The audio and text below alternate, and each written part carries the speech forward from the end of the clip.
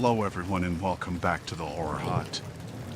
Now, I know a lot of you use these videos to sleep, so before you drift off I thought it would be a nice idea if everyone can leave a comment and let me know where you are listening from in the world. Also like and subscribe if you are enjoying the episodes. Right, let's get comfy and relax and let's begin.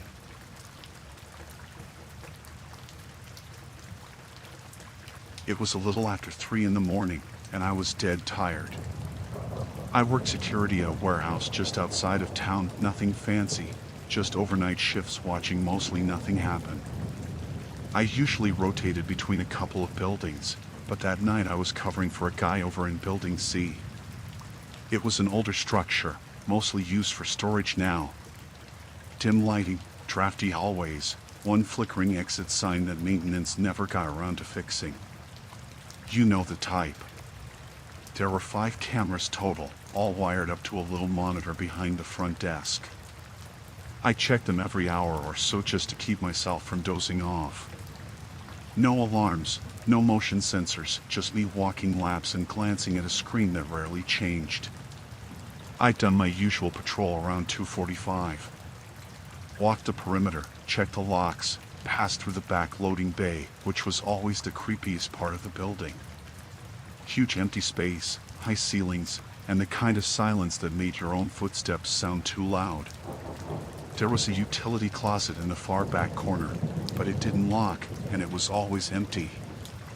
I looked in out of habit, swept my flashlight around, nothing out of the ordinary.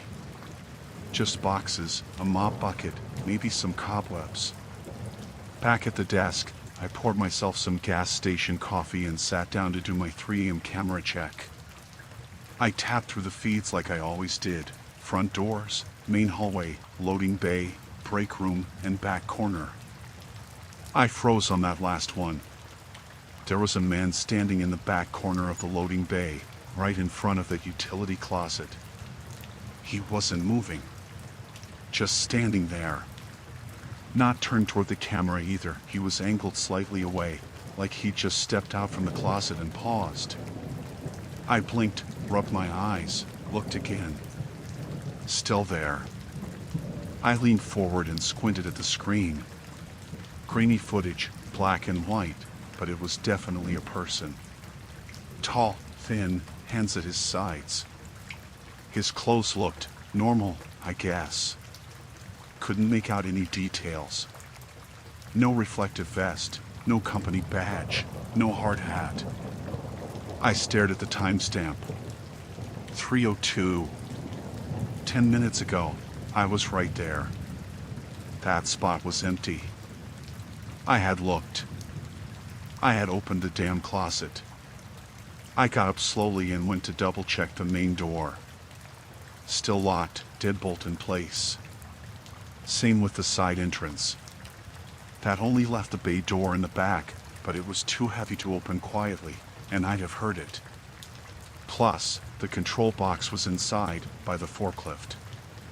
No way to open it from the outside without tripping the power. I went back to the monitor. The guy hadn't moved. Still standing in that same weird position. I waited, thinking maybe the feed was frozen, but the seconds kept ticking. I tapped the camera view. Nothing changed. I didn't know what to do. Part of me thought maybe it was a glitch, like maybe the feed was lagging and showing old footage. But that didn't make sense either. We didn't have cloud storage or anything like that, just live feed, no backup. I checked the other cameras. All fine. Break room was empty. Hallway still. Front doors untouched. I switched back to the loading bay. Gone. Just like that, he wasn't there anymore. My stomach dropped. I tapped back and forth between the feeds, hoping to catch him walking somewhere, but nothing. No sign of movement. I stared at that empty corner for a long time, trying to convince myself I'd imagined the whole thing. Then I noticed something. The mop bucket had moved. Before, it was inside the closet. Now it was out by the wall, maybe 3 or 4 feet from where it had been. I remembered exactly how it looked when I walked past earlier. I'd even kicked a bit of the mop head to the side because it was sticking out. I pulled my flashlight off the belt and just stood there at the desk, not sure what to do. I didn't want to go back there. Every part of me was screaming not to. But I also knew that if someone really was in the building, I had to check. I didn't carry a weapon, just a radio and a mag light. Protocol was to call the supervisor if anything seemed suspicious, but it was a skeleton crew that night, and my phone barely had service in that building. I decided to walk the hallway first, real slow. Kept checking over my shoulder. Everything was quiet. No footsteps, no voices. The break room light was still off, fridge humming like always. When I got to the edge of the loading bay, I clicked the flashlight on and took a breath before stepping in. It felt colder than before. Maybe I imagined that. The metal walls echoed even the softest sounds of my boots, the creak of the bay door frame, the little metallic rattle of my keys. I swept the flashlight across the space. No one. But the mop bucket was definitely in a different spot now. Closer to the middle of the floor. I didn't hear anything moving, but my skin was crawling. I walked slowly toward the utility closet, listening, shining the light through the cracked door. Empty. No signs of anyone. No smell, no sounds, no shifting shadows. I backed up, trying to keep every part of the room in view at once, which obviously wasn't possible. That's when I noticed something else. One of the side windows, high up near the ceiling, was cracked open. That made no sense. They were usually sealed shut, and you'd need a ladder to reach them. No ladder was there. No crates stacked nearby. Just a narrow window pushed out just enough for a hand to fit through. Back at the desk, I locked every internal door I could from the control panel. Then I sat down and watched the monitors. For the next hour, nothing moved. No man. No mop. No sound. At 4:11, I saw a flicker on camera 2 of the hallway feed. A brief blur by the corner, too fast to identify. I rewound it and watched it frame by frame. It looked like a shoulder and the back of a head, just passing by. Wrong direction too, headed toward the front lobby, which I had locked. I bolted up and ran to the main doors. Still locked. But the floor mat was crooked, like someone had stepped on it in a hurry. I hadn't touched it since I came in. That was enough. I called the supervisor, told him there might have been a break-in, and asked for backup. He said it'd take at least 40 minutes to get there. I didn't wait. I left everything, even the flashlight. Just walked straight out, got in my car, and drove without looking back. I didn't care about protocol. I didn't care about the job. I drove to a gas station a few miles away and sat in the lot under the lights until the sun came up. When I came back later that morning with the supervisor and another guard, we searched the whole building top to bottom. Nothing was missing. Nothing broken.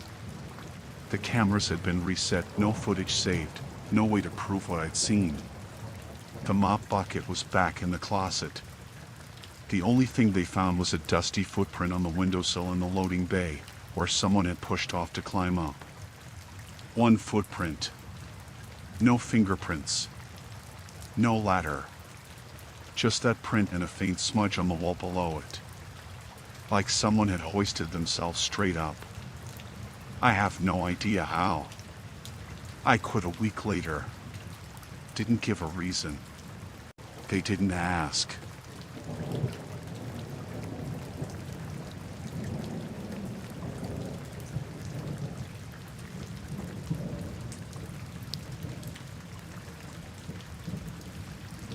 It was a Tuesday, close to the end of a long week for me. I worked the night shift at this 24-hour diner just off the highway, well, Technically, it used to be 24 hours, but ever since the staffing shortage, we'd started closing at midnight. Most people had gotten the memo, but a few regulars would still try to come in past hours. Usually, we'd just wave them off. Most didn't make a fuss. That night was slow. We hadn't had more than 5 customers the whole shift, and I was the only one out front. Kitchen guy left at 10, and it was just me and the manager in the office after that. He barely left the back room unless something broke or the cops were called, which was rare. Around 10:30, this guy named Dennis came in. He'd been coming in for months, always ordered the same thing: coffee, black, and a grilled cheese. Never talked much. Kind of greasy hair, pale, always wearing this brown Carhartt jacket with stains on it. He'd sit in the far corner booth and just stare. Sometimes at the wall, sometimes out the window, sometimes at me. He never did anything weird enough to get kicked out. Just enough to make you keep an eye on him. I brought him his coffee and sandwich. He nodded like he always did, didn't say anything. I went back to wiping down the counter. I remember glancing up at the clock, 11:27. I started getting the mop bucket ready, figuring I'd do a quick run of the floor before locking up. By 11:45, every other customer was gone. Lights in the back half of the diner were already off. I kept the front ones on while I cleaned, partly so the place didn't feel dead, partly because I didn't like being alone in a dark building with someone still inside. Dennis hadn't touched his food. The coffee was half gone, though. He was just sitting there, both hands flat on the table, looking straight ahead. Not at the window. Not at me. Just ahead, like he was watching something that wasn't there. I asked if he needed anything else. He didn't answer. Didn't even blink. Just kept staring. I felt this weird tightness in my chest. Like I'd interrupted something I wasn't supposed to see. I told him we were closing in 10. He didn't move. I walked away, pretending I didn't notice. I didn't want to start anything. Figured I'd let the manager deal with him. I knocked on the office door and said, "Hey, Dennis isn't leaving. Can you come out?" He groaned from behind the door. "Give him another 5, then tell him again. If he doesn't go, I'll come out." So I did. I finished mopping, wiped down a few tables, tried not to keep looking at Dennis. But I kept catching myself. Something about the way he was just frozen there. It wasn't normal stillness, it was too stiff. His head didn't move, not even a little. Most people fidget or blink or stretch. He didn't. At 12:03, I walked over to him again. "Hey man," I said, not too loud, trying to sound chill. "We're closed. You good to head out?" He turned his head, slow and stiff, and looked right at me. His eyes were red-rimmed, like he hadn't slept. He stared for maybe 3 or 4 seconds, then looked back at the wall. I stood there for a beat, then turned and went back toward the kitchen. That was it for me. I told the manager, "He's not leaving. You deal with it." The manager finally came out, rubbing his eyes, looking annoyed. He walked over and stood by Dennis's table. I stayed behind the counter. "Sir, we're closed," he said. "You need to leave now." Dennis didn't move. "You can't stay here." "Let's go." Still nothing. Then, finally, Dennis said, without looking up, "I'll leave when she leaves." Manager looked at me, confused. "She's staff. She's closing up." Dennis didn't respond. "All right, man, I'm not playing games. Let's go." He reached out, tapped the table. That's when Dennis stood up. Fast. Too fast for how still he'd been. He didn't say anything else. Just walked straight out the front door without looking at either of us. We both stood there for a minute, watching the door swing shut behind him. The manager muttered something like, "Freak," and went back to the office. I locked the front door behind Dennis and started turning off lights. I just wanted to be out of there. I don't know what made me do it, but after turning off the sign out front, I walked back to the window near the booth Dennis always sat at. The parking lot was mostly empty, just my car and the manager's. But Dennis wasn't in his truck. He didn't drive. That's the thing. I realized I'd never actually seen a vehicle with him. He always just appeared. I figured he lived nearby, maybe in one of the trailers up the road. But that night, I didn't see anyone walking away. The lot was dead still. No footsteps, no sound. Just the streetlight humming overhead. I stared for maybe a full minute. Nothing moved. Back inside, I grabbed my bag and went to the back door. We were supposed to leave together, so I waited for the manager to finish counting the drawer. He was taking forever. I stood near the back exit, looking out the little window in the door. It opened into a fenced-in delivery alley. Usually empty. But someone was standing at the corner of the fence, just where the light didn't quite reach. Not moving. Not trying to come closer. Just standing there. It was too far to see clearly through the dirty glass, but I could make out the shape of a man. Arms at his sides. Facing the door. I stepped back. My stomach dropped. I told the manager, "Someone's out back." He came over, looked, and squinted. "You sure?" "Yeah." He opened the door a crack and stuck his head out. Gone. Just gone. No footsteps, no rustling. Nobody there. He stepped outside, looked around. Nobody here. I didn't follow. I waited inside with the door halfway open. He came back in after a minute and shrugged. Probably just some junkie. We locked up and left together. I didn't say anything, just got in my car and waited for him to drive off first. He waved and pulled out. I waited 30 seconds, then backed out too. On the drive home, I kept checking my rear view. No cars behind me. Nothing weird. But I couldn't stop picturing Dennis's face. The way he stared straight ahead. The way he stood up so fast. I never saw him again after that. He just stopped coming in. No one else at work mentioned him again, either. Like we all silently agreed not to talk about it. I switched to mornings a couple weeks later. I couldn't do the nights anymore. Not after that. Even now, when I'm driving late and past that diner, I won't look in the windows. I don't want to know who's still sitting at that corner booth.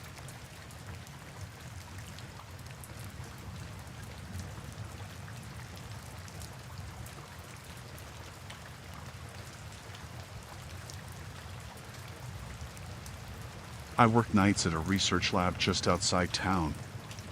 Not anything top secret or exciting. We tested water samples for contaminants, mostly for the county. Real boring stuff. I was just a data tech. Basically, I ran reports, cleaned up logs, filed things into the system. Night shift was mostly paperwork and double-checking test results the day crew logged. The lab was open 24/7, but the night shift was just one person at a time. Cheaper that way, and we didn't get a lot of visitors at 3 in the morning. The building was tucked behind a strip of medical offices, way out past the last bus stop. No foot traffic, no neighbors. Just us and the empty parking lots. You needed a key card to get in, and the front door had a video intercom in case someone forgot theirs. It hardly ever buzzed. I think I used it once during training when I forgot my badge in the car. It was a Tuesday night. Real quiet. I remember it was raining, that cold drizzle that just hangs in the air and gets under your collar no matter what you're wearing. I got in around 10:30, scanned my badge, turned on the hallway lights, started the coffee machine.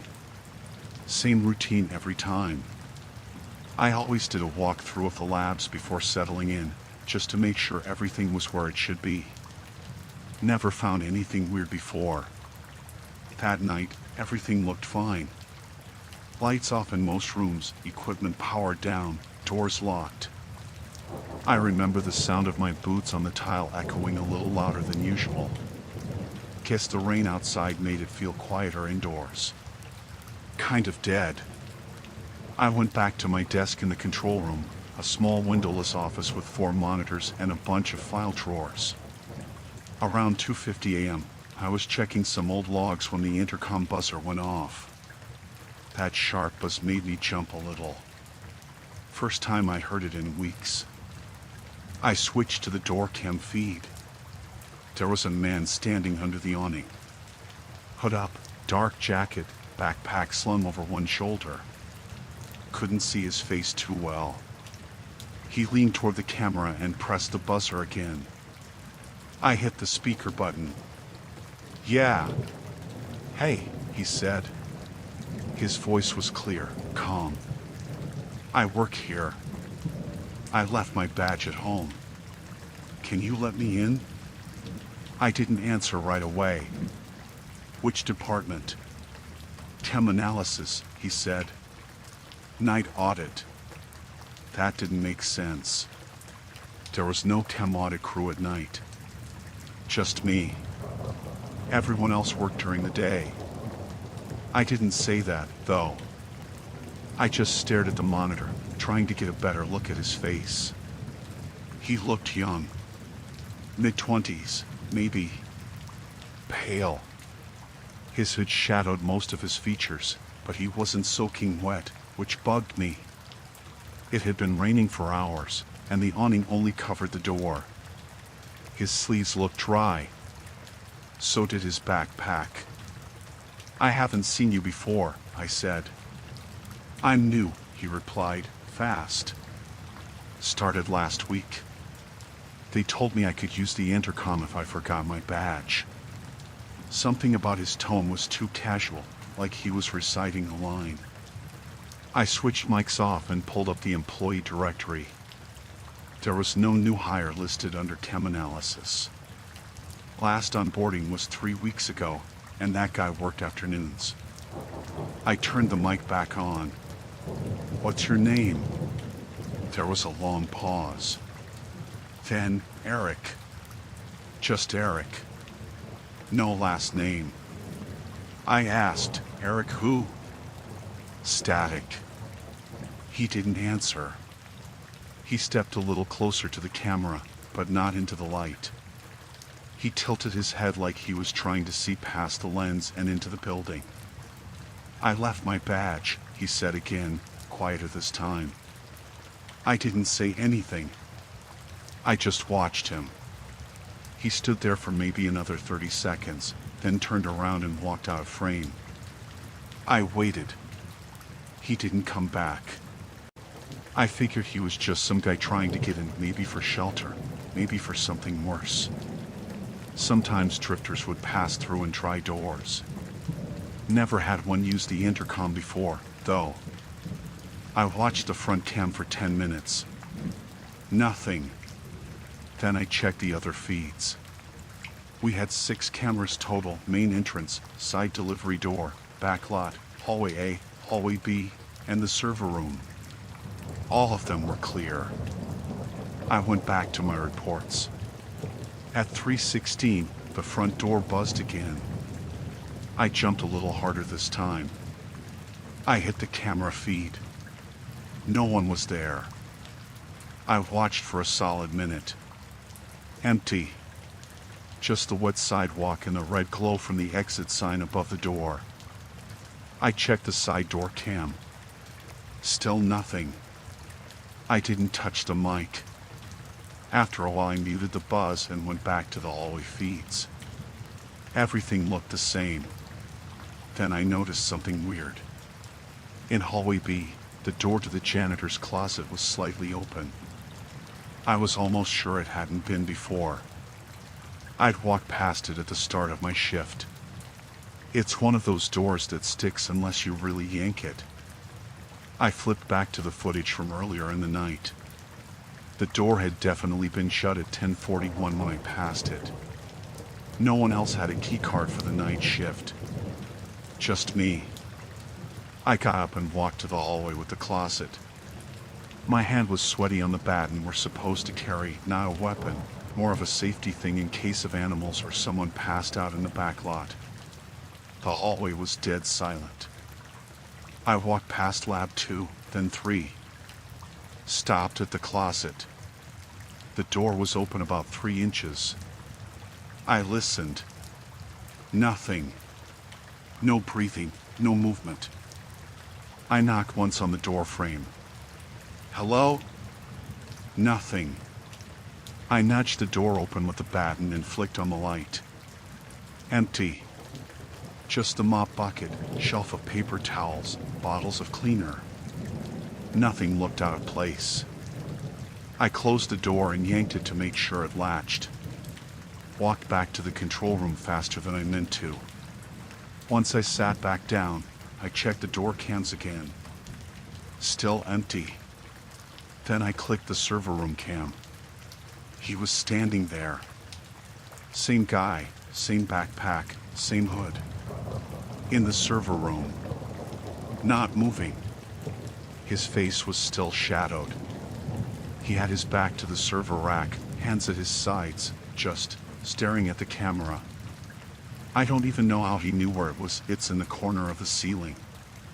I froze. That door had a keypad lock. No key card, just a 6-digit code. Only 5 people had it. And he wasn't one of them. I picked up the desk phone, called the manager. Straight to voicemail. Tried security dispatch. No answer. Probably asleep. I pulled up the server room feed again. He was gone. I switched to hallway B. He was standing outside the janitor's closet, facing the door I just checked. I locked the control room door. Not that it would stop anything. It was a thin wooden door with a keyhole you could pop with a pen. I watched the monitor. He didn't move. Not for minutes. Just stood there, like he was waiting for me to come back. Then he walked slowly out of frame. I checked every other cam. Empty. I didn't know where he was. I couldn't hear anything. Just that heavy, awful silence. I waited until I saw motion again on the back lot cam. He walked across it, still slow, still calm, like he didn't care if I saw him. He walked straight toward the tree line and disappeared into the dark. I stayed locked in that room until the sun started coming up. When the day crew showed up, I let them in, called the manager, filed a report. We pulled the footage and called the cops. They said they'd look into it. They never found anything. No sign of forced entry. No name Eric in any system. The keypad code was still the same. Nothing had been stolen. Nothing broken. I quit a week later. Got a job at a warehouse in town. It's loud and crowded and has a security guard at the door every night. I haven't worked alone since.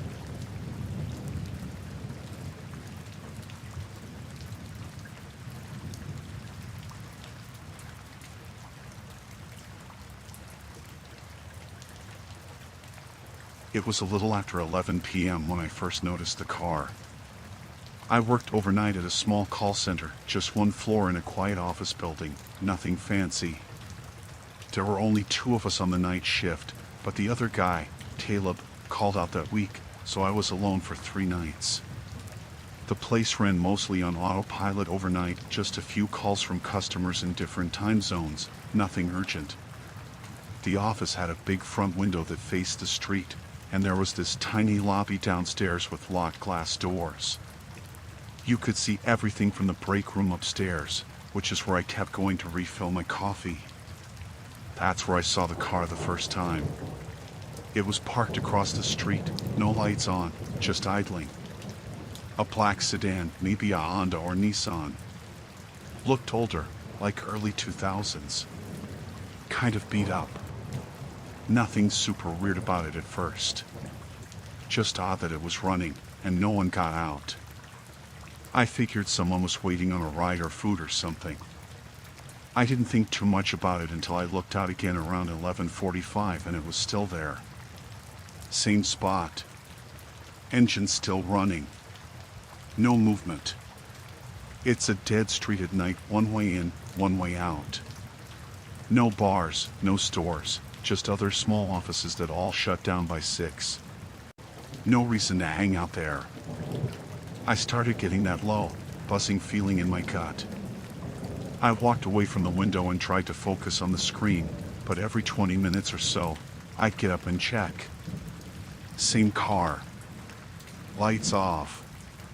Still idling. I couldn't see inside because the windows were tinted pretty dark. At 1 a.m., I opened the window a crack and leaned out to listen. Sure enough, I could hear the low hum of the engine. That steady little putt-putt sound you only notice when everything else is quiet. Still no movement.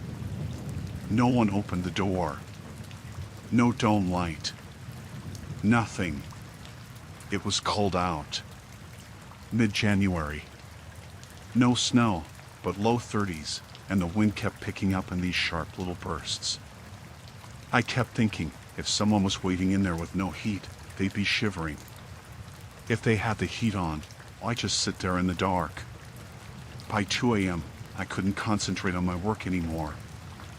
I kept switching tabs and glancing at the hallway like I expected someone to come in. I'd already locked the front door behind me at the start of the shift, just like always, but I double-checked it anyway. Then I turned off the break room lights so I could look out the window without being seen. The car was still there. But now the passenger side window was halfway down. Still no visible movement, but that change, just that one thing, made my chest feel tight. I don't know how to explain it, but that window being down made it feel less random. Like someone wanted a better line of sight, or they were listening for something. I leaned as close to the blinds as I could and squinted, but it was too dark. I could just barely make out a shape in the driver's seat. Could have been someone sitting still, or just a coat draped over the seat. Around 2:30, I called non-emergency dispatch. Just said there was a suspicious vehicle outside my building, had been running for over 3 hours, and I didn't know if someone needed help or what. The lady said she'd send someone to check. 20 minutes passed. I kept watching. I didn't see a cruiser. The car didn't move.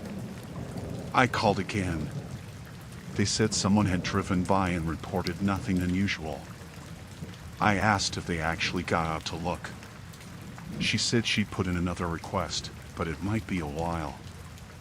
I started thinking maybe I was being paranoid. Maybe someone was just sleeping in their car, and I was overreacting. Then at 3:10, I went to the window again. The car was gone. No sound, no movement, no headlights. It had just vanished. I didn't hear it leave. I stood there for a while, looking up and down the street. Totally empty. I felt kind of stupid then. Figured maybe it had left earlier and I hadn't noticed. I went back to my desk and tried to focus on my screen again. At 3:42, I heard the building's front door click. It wasn't loud, but it was distinct. Just a soft metal clunk, like someone testing the handle. The kind of sound you only notice when you're already on edge. I froze. Didn't breathe for a second. Then it clicked again. Our front door is thick glass with a deadbolt. You need a keycard or someone to buzz you in. There's a camera feed pointed at it, too, so I tabbed over to the monitor. The camera was black. Just a blank screen. All the others were working: the side exit, back lot, the hallway cams. Just the front feed was out. I stood up, grabbed the flashlight we kept by the fire exit, and crept toward the stairwell. I didn't hear anything else for a while. Just my own footsteps on the carpet and the wind tapping the windows. When I got to the landing, I crouched low and peeked through the vertical window in the stairwell door. The lobby downstairs was empty. I waited a minute, then opened the stairwell door as quietly as I could and walked down, one slow step at a time. My shoes made this dull rubbery squeak that felt way too loud. I reached the bottom and looked through the glass lobby doors. The black sedan was parked outside again. Same spot. Engine off now. My stomach dropped. This time, there was no mistaking it. Someone was sitting in the driver's seat. Head turned just slightly toward the building. Not all the way, just enough to make it obvious they were looking at the door. I didn't move. I stayed crouched behind the wall near the entryway, barely breathing. Then I saw the passenger side door open. Slowly. A boot hit the pavement. A figure stepped out. Hood up, hands in their jacket pockets. They walked around the front of the car and crossed the street. Straight toward the building. I backed up into the stairwell and pulled the door shut, then ran up 2 flights without even thinking. I didn't go back to the office. I ducked into the server closet at the end of the hall, squeezed behind the filing cabinet, and killed the flashlight. I could barely hear over my heartbeat. A minute or 2 passed. Then I heard the front door rattle again. Harder this time. Not just a test. Someone was pulling on it. Then a pause. Then a knock. 3 slow knocks. Then nothing. A few minutes later, I heard the door to the stairwell open. I clamped my hand over my mouth. Whoever it was had gotten inside. Either they had a badge or someone else had let them in. But there was no one else. I knew that. Footsteps came up the stairs. Steady, not rushed. Just one set. They reached the landing. Then I heard them walking slowly down the hallway. They stopped. Right outside the server room door. They didn't knock. They didn't say anything. I sat there for what felt like hours, knees cramping, hands shaking. Then finally, I heard the footsteps again, retreating. Down the hall. Down the stairs. Then silence. After 10 more minutes, I peeked out. The hallway was empty. I went back to the window in the break room. The car was gone again. The front cam started working an hour later. Just came back on by itself. I left at 6 a.m. sharp, locked everything behind me, and drove straight to my manager's house. Didn't even call first. I told her everything. She pulled the logs. There was no keycard swipe at the front door after mine. No system errors either. But when we checked the stairwell cam, it had 5 minutes of static around 3:45 a.m. same time I heard the footsteps. They replaced all the locks and disabled remote access after that. I switched to a daytime role the next week. I still don't know who it was, or what they wanted, but I don't park on empty streets anymore.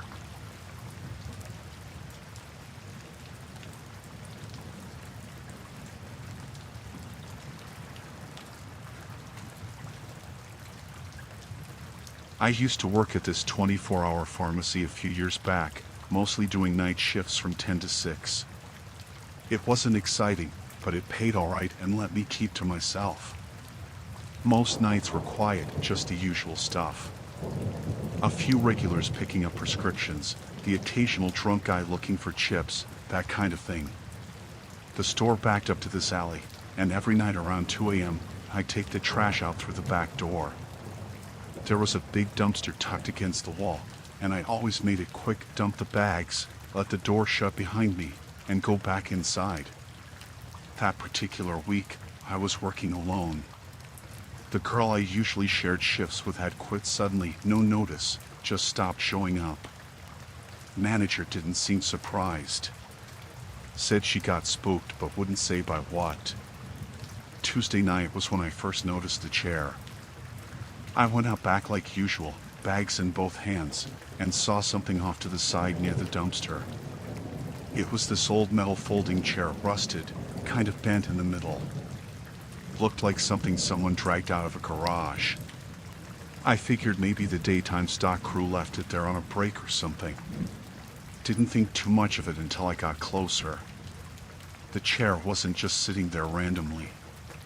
It was angled perfectly toward the back door. Like, directly lined up with it. Like someone had been sitting there, just watching it. There were cigarette butts all around the legs. A lot of them. Some crushed out, some still kind of intact. A few looked fresh, still smelled faintly like smoke. That bugged me a little. It's not exactly a busy alley. There's no reason for anyone to hang out back there unless they work at the store, and I knew for a fact nobody else had been outside all night. I dragged the dumpster lid open, dumped the bags, and went back inside fast. Locked the door behind me. Next night, I checked the camera that points out back before taking the trash out. It's this crappy black and white feed with no audio, but it runs all night. I scanned through it, looking for anyone out there the night before, but nothing. No movement. Not even me taking the trash out, which was weird. Like it had glitched or something during that time. Wednesday night, the chair was still there. Same position. But there were more butts on the ground. Same brand, those Camel Blues with the gold stripe. I checked with my manager the next morning, asked if anyone on day shift smoked out back. He shook his head. Said they don't let anyone take breaks there because of some past theft issue. Supposedly the back area is off limits for staff unless it's for trash runs.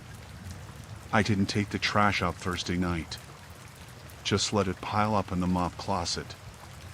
I figured I'd do it in the morning with the sun up. But around 3:10, the back door rattled.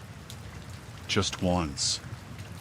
I was standing behind the counter, scanning in a new shipment, and it was dead quiet in the store. When I heard it, I froze. It wasn't loud, just a little shake, like someone trying the handle. Not yanking on it or anything. Just testing. I walked back there slowly, heart pounding, and checked the security monitor. The feed was black again. Not frozen. Just off. I didn't open the door. I just stood there a few feet away and waited. Whoever was on the other side never knocked. Never spoke. After a few minutes, I went back to the front and stayed there until the sun came up. Friday night, I went out back during daylight before my shift started. The chair had been moved. Still near the dumpster, but now closer to the door, maybe 4 feet away instead of 8. Still pointed straight at it. And now there were 2 fresh butts on the ground. Still warm when I crouched and hovered my hand over one of them. I started keeping a box cutter in my pocket after that. Saturday night, just after 2:30, the doorbell buzzed. We don't get many customers that late, so I looked up at the monitor. No one at the front. Buzzed again. I looked at the screen for the back door.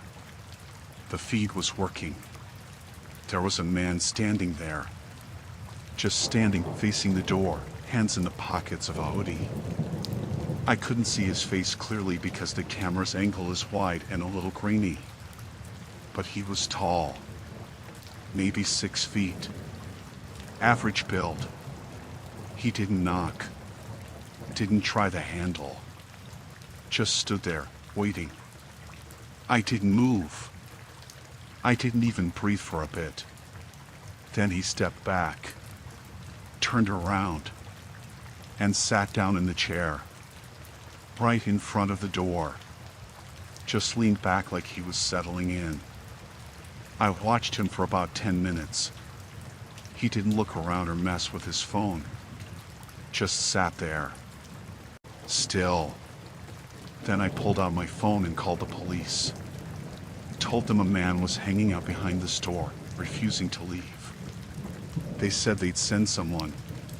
10 more minutes passed. The guy didn't move. I thought maybe he left a bag or something, or was planning to sleep there. I kept watching the screen. Eventually a cruiser pulled up. I saw the headlights sweep across the alley. By the time the cop reached the back, the chair was empty. The cop checked around the dumpster, shined a flashlight, knocked on the back door to let me know it was clear. I asked if he saw anyone walking off. He said no. The alley doesn't have a lot of exits. There's a gate at the far end that stays chained. No way he got out of sight that fast. Sunday morning, after my shift, I went out back one last time. The chair was gone. But in its place, there was a single cigarette butt standing upright in the middle of where the chair had been, balanced perfectly on the filter. I quit that job that week. Didn't even wait for my next paycheck. I didn't want to be around if whoever that was came back and decided to stop watching and actually come inside.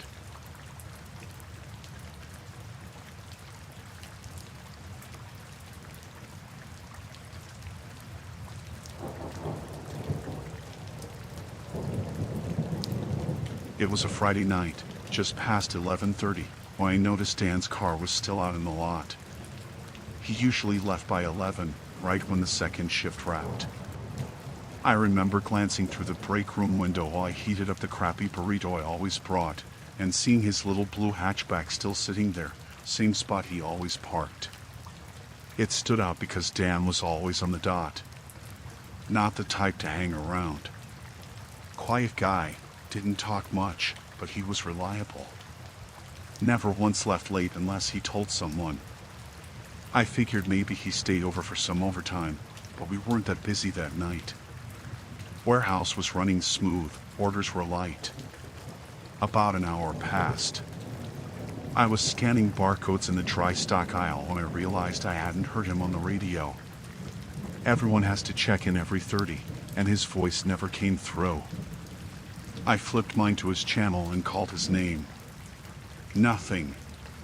Just the usual soft hum of static. I tried again, louder. Still nothing. I didn't think anything of it yet. Maybe his battery died, or he forgot it in his locker. Wouldn't be the first time someone left it charging on the hook. But I got this weird sense like something was off. Not a dramatic thing, just a kind of pause in my brain. Like a mental stutter. I walked back to the break room. Our lockers were in the corner near the old vending machine nobody used anymore. His was cracked open. Not wide, just a few inches. Enough to see his jacket hanging up, his lunchbox still sitting on the shelf inside. Radio was there too, in the little charging cradle on the side, lit up green like it was full. That stopped me for a second. He wouldn't leave without grabbing that stuff. He smoked a lot, always took his jacket even if it wasn't cold. His phone wasn't in there either, which meant he had it on him, but I'd already tried calling. No answer. Straight to voicemail. I checked the schedule taped to the wall. He was supposed to clock out at 11, just like I thought. At this point I figured maybe he was helping with something in one of the bays and just forgot the time. I headed down to the loading dock area, where most of the overnight receiving happens, but the lights were dim and nobody was back there. I walked the aisles. Checked the packing stations. Even called out for him a couple times. All I heard was the sound of fans spinning and a few distant forklifts from the far side. I asked the shift lead if he'd seen Dan. He just shrugged and said, "Didn't he clock out already?" "No," I said, "his car's still out there." He gave me this weird half frown and said, "That's odd. Thought I saw him leave earlier." That didn't sit right. The more I thought about it, the more it bothered me. I started looking in places I hadn't checked: the upstairs break room, the front office, the back bathrooms. No sign of him. I finally went outside to walk around the lot. His car was still there. Windows up, doors locked. Nothing weird inside, just the usual mess. I looked around the lot but didn't see anyone else. Everything felt too still. The lights above flickered now and then, but that was normal. We had a busted ballast in one of them. It was past 1 o'clock when I got that tight feeling in my chest. Not panic, just this cold, crawling sense that I was missing something important. I went back inside and checked the camera feed from the security room. I don't technically have access, but the room's never locked, and the monitors are always on. The feed loops between areas: dock, aisles, break room, front entry, parking lot. I rewound the front door cam. Saw Dan walking just after 2 p.m., same as always. Fast forward. He moved around a little, went to his usual stations. Then around 10:45, the footage got weird. He walked toward the back exit near the supply closet. That door's barely used. No one ever goes out that way unless they're dumping broken pallets. But he turned down that hallway and never came back on any other camera.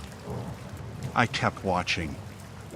No motion on the supply closet cam after that. Nobody went in or out. I backed it up, paused frame by frame. He was alone in the shot, walking down the hall. Then the frame glitched a little, just some pixel smearing, probably nothing, and he stepped out of view. I stared at that hallway feed for maybe 5 minutes straight. It just kept looping. Empty. I decided to walk down there myself. Took the back corridor, the one where the lights buzz overhead and the walls are still painted that gross yellow from decades ago. I passed the old lockers we don't use anymore and kept walking until I hit the supply closet. Door was closed. I knocked. No answer. I opened it. Empty.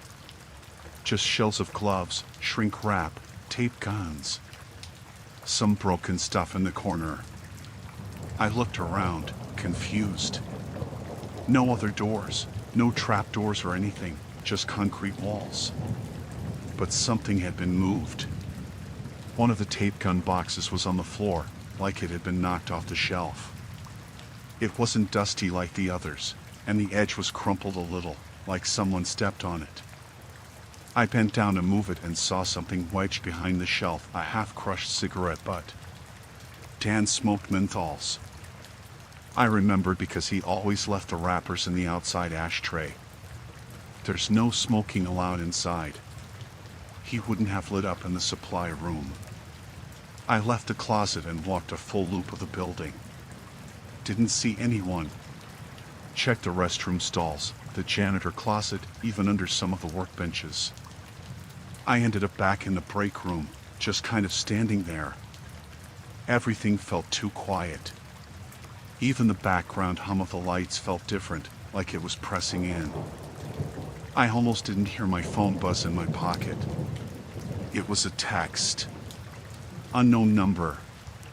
No contact name. It just said, "You should go home." I stared at it, like maybe it wasn't real. I replied, "Who is this?" No answer. I checked the camera feed again.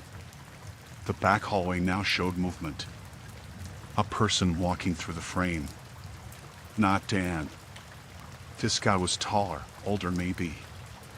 Wearing a hood pulled up, hands in his pockets.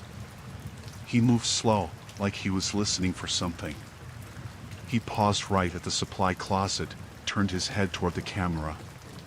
Didn't look at it, just tilted his head in that direction. Then the feed cut out. I left. I didn't clock out, didn't tell anyone. I just walked straight to my car, keys already in my hand. As I got in, I looked around one last time and saw someone standing at the far edge of the lot, in the shadows near the fence. Could have been anyone, but they weren't moving. I started the engine and drove. Dan never came back to work. They filed a missing persons report the next morning. Said he never went home that night. Never picked up his paycheck either. His car sat in that lot for a week before they towed it.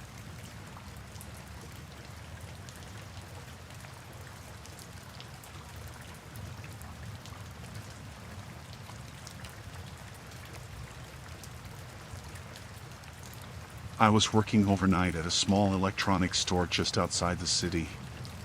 We didn't get customers past 9 p.m., so from then until 6 a.m., it was just me, cleaning, restocking, and doing inventory. Management didn't want to pay for a full security service, so they had this old camera system and a silent alarm by the front entrance. If someone opened the door without unlocking it first, it would send a little ping to the system, not loud, just a flashing red light on the office monitor and a timestamped log. It wasn't unusual for it to glitch. Sometimes a gust of wind or a bird could make it blink on the log even though the door never actually opened. So I didn't really care when it first went off. I was in the back organizing HDMI cables and the little red light just flashed once, quiet and fast. I glanced at it, kept working. Then it did it again, 20 minutes later. Still not a big deal, but when it happened a third time about 10 minutes after that, I figured I should at least check the door. It was locked, like it should have been. I even tugged on it to make sure. Nobody in sight. Just the empty parking lot and the flickering streetlight across the road. I went back to the storage area and didn't think much of it. Another false alarm. Could have been anything, the wind, a shift in temperature, whatever. But then, right around 2:40 a.m., the alarm pinged again. This time, the camera system lagged for a second and then blinked like it was refreshing. I didn't even walk to the door that time. I just sat down in the little office behind the customer service desk and pulled up the camera feeds to rewind and check the past few minutes. That's when I noticed something weird. On the footage from 2 minutes before, the camera pointed at the front door flickered for a second, just a split second of static, and then I saw what looked like a foot, like someone's shoe, right up against the bottom corner of the glass. But it didn't move. It was just the toe of a sneaker, barely visible. Like someone standing right up against the door, maybe crouching. I rewound it again and let it play slower.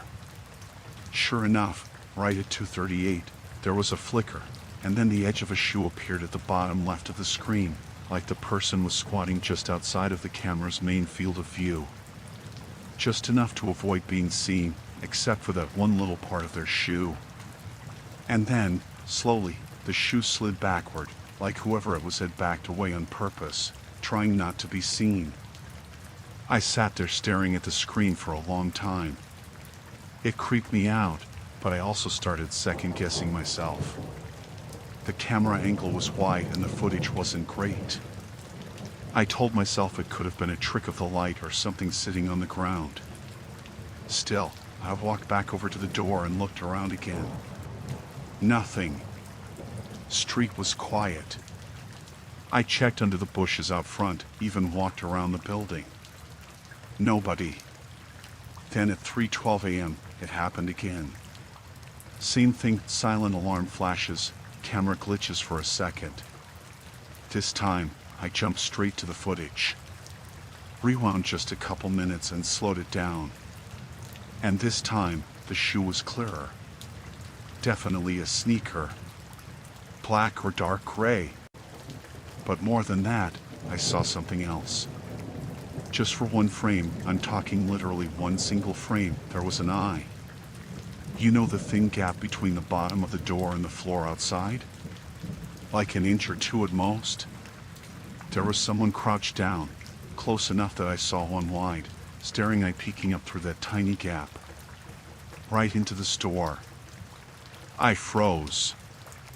I actually felt myself go cold. I watched that section of footage over and over, pausing it frame by frame until I found it again.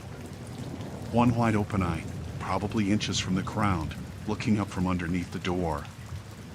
I wanted to call someone, but I wasn't sure what to say. Someone's crouching at the door sounds crazy when you say it out loud. And nothing technically happened yet. So I went to the back, locked the office door, and stayed there for a while. Lights off. Just watching the cameras. My shift was supposed to end at 6, and I figured I could just wait it out. Around 3:30, I heard something. It was faint. A tapping noise. Not knocking, tapping. Super light, like someone gently rapping their nails or a coin against the glass door. I muted the camera monitor and leaned toward the hallway. I couldn't hear it from the office with the door closed, but when I opened it just a crack, I could hear the faint tap tap tap from the front of the store. I stood there listening for maybe a minute before it stopped. Then everything was dead quiet again. I waited until 4, then I decided to check the front again. I didn't open the door, just crept down the hallway toward the entrance and peeked around the corner. Nobody there. I took a few steps out, slowly. The door looked fine. Parking lot was empty. But when I leaned close to the glass to look outside, I saw a small smudge on the bottom part of the door, about knee height. Like a greasy streak from someone's forehead or cheek. And just below that, a faint line of condensation or maybe breath against the metal strip near the floor. I cleaned it off with a paper towel and went back to the office, heart pounding like crazy. At 4:37, the alarm went off again. Then again at 4:50. This time, I didn't check. I just sat in the chair, barely breathing, watching the monitors. At 5:04, the power cut out. Not the whole building, just the front half. Lights in the entryway and over the checkout lanes flickered and went dead. The office still had power, and the cameras were running, but half the store went dark all at once. I almost called 911 right then, but something made me stop. I don't know why. Maybe I still thought I was imagining most of it, or I was worried I'd get in trouble for overreacting. Either way, I just sat there, shaking, watching the front of the store through the camera feeds. And that's when I saw it. Someone crawled into frame. From the left side of the entrance camera, just at the edge of the picture, a figure crawled into view on their hands and knees real slow. Not like army crawling. More like they were trying not to be heard. They stayed low and kept their head down. They moved until they were directly in front of the door, but crouched below the bottom edge of the glass. They just stayed there, not moving. I couldn't see anything but the top of their head, dark, greasy hair, flattened down, and one shoulder. They sat like that for a solid 10 minutes. I wanted to throw up. At 5:23, they stood up. Only I didn't actually see it happen. The camera glitched again, a single second of static, and suddenly they were gone. One frame they were crouched, the next they weren't in the picture at all. I watched the rest of the feed nonstop until the sun came up. The motion sensors didn't go off. The alarm didn't flash again. Just silence. When my replacement showed up at 6, I practically ran out the door.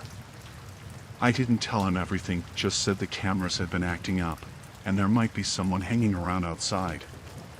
I went straight to my car and checked the back seat before I got in.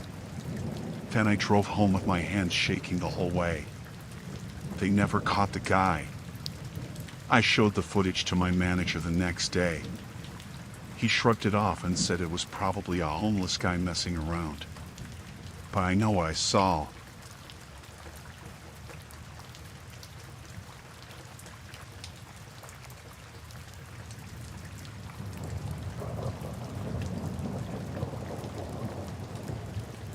I worked nights at this small 24-hour diner just off the highway, kind of in the middle of nowhere. Most of our traffic came from truckers or drunk college kids coming down from the city. On weeknights, though, it was dead quiet after 2 a.m. Usually just me, the fry cook, and maybe a straggler or two who wanted coffee in silence. This happened on a Thursday. It was around 3:15 in the morning. I remember that because I had just checked the time to see how much longer until shift change at 6. The place was empty except for one guy sitting in a corner booth, drinking a coffee he hadn't touched in a while. I figured he was just trying to stay awake. He'd come in maybe 20 minutes earlier. I didn't see what kind of car he came in, just looked up and he was there. He was in his 40s, I think. Clean clothes, shaved, normal enough looking, but I don't know. There was something off about how quiet he was. When I went to take his order, he just said, "Coffee's fine," without really looking at me. No smile. No phone out. Just sat there staring at the tabletop, fingers tapping slow against his mug. That part didn't bother me at first. You get your fair share of loners in a job like that. About 10 minutes after I gave him the coffee, he got up and asked if he could use the restroom. I told him yeah, it was around the corner, just past the payphone no one used anymore. He didn't say thanks. Just nodded and went.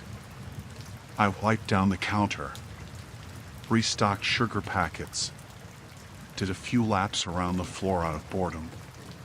After a while, I realized I hadn't seen him come back.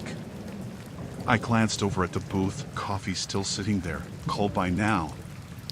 I went to check the bathroom. The door was shut. I tapped on it and said, "Hey, you good in there?"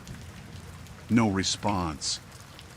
I waited a second, then knocked again, louder this time. "Sir?" Still nothing. I crouched a little to check the gap under the door and saw shoes. Just standing. Not moving. Not pointed toward the toilet or the sink. Just like someone standing perfectly still, facing the door. I straightened up and knocked again, more forceful now. "Hello? You okay?" Nothing.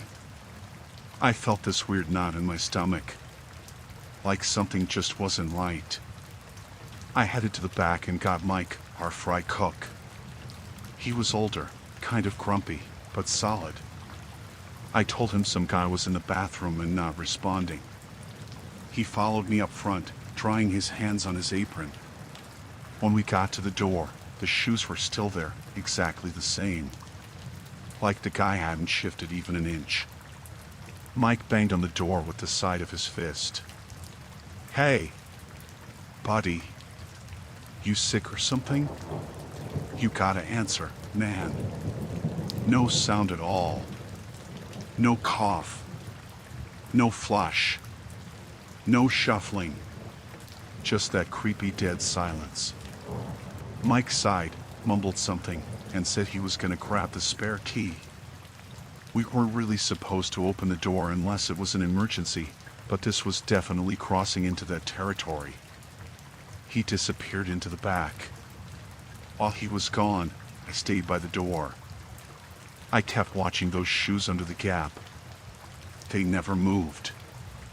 Then, and I swear I didn't imagine this, I saw something flicker. Like a quick shift in shadow, like he'd moved just slightly. Not enough to say for sure. It could have just been my eyes messing with me, or maybe a car passing by outside. Except there were no cars. The parking lot was still empty, except for my car and Mike's. I walked out to double check. Nothing out there. No lights. No engine sounds. Just dark and quiet. When I came back in, Mike was already unlocking the door. He opened it slow, maybe expecting someone sick or passed out. But the second it swung all the way open, we both froze. The bathroom was empty. No shoes. No guy. The little window near the ceiling was cracked open. One of the tiles on the sink was damp, like someone had rested their hand there. That was it. Mike looked at me, eyebrows raised. You sure he didn't come out? I said no. I'd been standing right there. And even before that, I'd been walking the floor. There was no way he slipped past. We checked the kitchen, back hallway, even the walk-in fridge. Nothing. The guy was just gone. Weirdest part? His coffee was still there, full cup. He never drank it. Didn't pay either. Just disappeared. Mike chalked it up to meth head weirdos and went back to the grill, but I couldn't stop thinking about the shoes. How still they were. How long they stood there without moving once. I went to the office and pulled up the camera feed. We had one pointed at the bathroom hallway, another near the front door, and one at the back exit. I fast-forwarded through the last 20 minutes. He walked into the bathroom. Never came back out. No one left through the front. No one used the back. Nothing. I rewound it again. Same thing. He went in and then just never came out. I told Mike, but he brushed it off, said maybe the footage glitched. I knew it didn't. I made myself a cup of coffee and sat behind the counter with a clear view of the hallway. I stayed like that until shift change at 6, checking every few minutes just to make sure the door stayed open and empty. When morning came and the day staff showed up, I told my manager. She looked at the footage, frowned, but didn't say much except, well, he's not here now. She didn't call the cops or anything. Just told me to make sure it was logged in the incident book. A couple nights later, I pulled into the lot for my shift. I was early.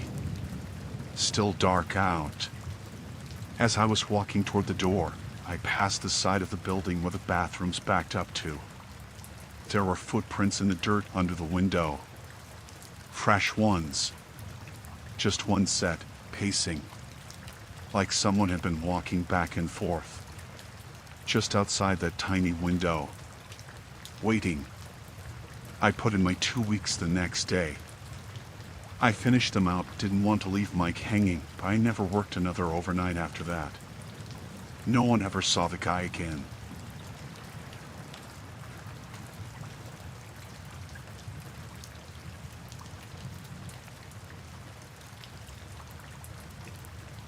It was around 3:30 a.m. when I finished the last few tasks and turned off the lights at the convenience store. The night shift was always slow and uneventful, but tonight felt a little off. The usual hum of the freezers and coolers filled the quiet space, and the lights flickered once, which made me pause and look up at the ceiling for a second. Just the usual stuff, nothing out of the ordinary. I'd worked here long enough to know the place was secure and predictable, so I didn't think much of it. I locked the doors, made sure everything was in place, and went to grab my stuff from the back locker. The place was empty, as it should be. I was ready to leave. I had that feeling of relief that came with the end of a shift. But when I opened my locker, my stomach dropped. My car keys were gone. I checked the pocket of my jacket. Nothing. I dug through my bag in all the usual places, but they were definitely gone. I thought maybe I had just misplaced them. Maybe they had fallen under something. So I bent down, checked the floor, the shelf, and even behind the locker door, just in case. But no keys. Then I saw it. On the bottom of the locker, sitting there on the cold metal floor, was a single Polaroid photograph. The edges were worn, like it had been handled a lot. The picture was of my house. I could tell because it was taken from the side yard, near the big tree I had planted when I first moved in. The porch light was on, and the windows were lit up, like it had been taken in the evening just after dark. My car was parked in the driveway, the one I drove to work every day, but something about it made my skin crawl. The weird thing was, I wasn't sure how the person who left this knew what my house looked like. The store's in a part of town that's a little off the beaten path, and I lived a good 15-minute drive away, in a neighborhood that wasn't particularly close to anything. I never gave anyone here my address. I didn't talk about my personal life with customers, and I didn't hang out after hours. I kept to myself for the most part. So how did someone know where I lived? I stood there for a second, just staring at the photo. My first thought was that someone had stolen my keys as a prank, but a prank would have ended at the keys, not with a photo of my house in my locker. I picked up the Polaroid and turned it over. There was nothing written on the back, just the blank white space staring back at me. I tried to laugh it off, to brush it off as some sick joke from one of the regulars, maybe someone I didn't even remember talking to, but something about the whole situation didn't sit right with me. It felt too deliberate, like whoever did it knew exactly what they were doing. I walked back to the front of the store, trying to push the thought out of my head. The front lot was empty, as it should be. The streetlights buzzed faintly in the distance, and there was no sign of anyone lingering around. I didn't hear anything, not even the usual rustle of the wind or the hum of a distant car engine. It was dead quiet. I went outside, locked the store door behind me, and started heading toward my car. But as I was walking across the lot, I glanced toward the corner of the parking lot, the spot closest to the woods. I thought I saw someone standing there, just barely visible in the dim light. My heart skipped. I stopped in my tracks and squinted, trying to make out who it was. They were too far away to see clearly, but something about the posture felt wrong. The person was standing very still, facing me but not moving, almost like they were waiting for me to make a move. I shook my head, telling myself it was just a trick of the light, a figment of my imagination. It was too dark to tell, and the store's lot was pretty secluded, so it wouldn't be out of the ordinary for someone to just be hanging out there. Still, I felt uneasy. I made my way to my car as quickly as I could without drawing attention, unlocked it, and slid into the driver's seat.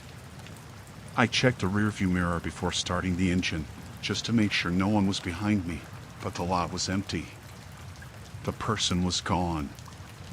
I drove home, trying to forget about what had just happened, but it stayed in the back of my mind the whole way. My hands gripped the steering wheel a little tighter than usual, and I kept checking my mirrors, just to be sure no one was following me. I got to my house, parked, and locked the door behind me. That night, I couldn't sleep. My mind kept drifting back to the Polaroid. How had they taken the picture? How did they know where I lived? Why had they left it in my locker? It felt like a warning, like whoever did it wanted me to know they could get to me whenever they wanted. Around 4 a.m., I couldn't take it anymore. I grabbed my phone and tried calling a few friends, but no one answered. I felt stupid, but I had to talk to someone. I didn't know what else to do.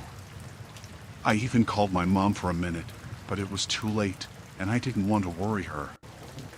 I told myself I was overreacting, but I couldn't shake the feeling that something was wrong.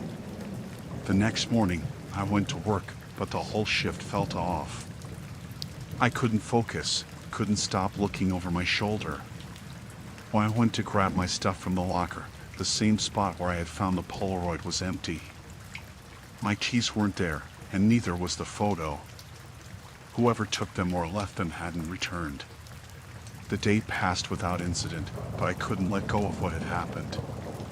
The quiet stillness, the image of my house, and that figure in the parking lot. I couldn't ignore the fact that someone had been watching me. I still don't know who they were or what they wanted, but after that night, I started taking a different route to and from work. I made sure I was never the last one to leave. Nothing else strange ever happened after that, but I've never felt safe at that store again. And every time I pass that spot in the parking lot, I feel that same cold prickle on the back of my neck.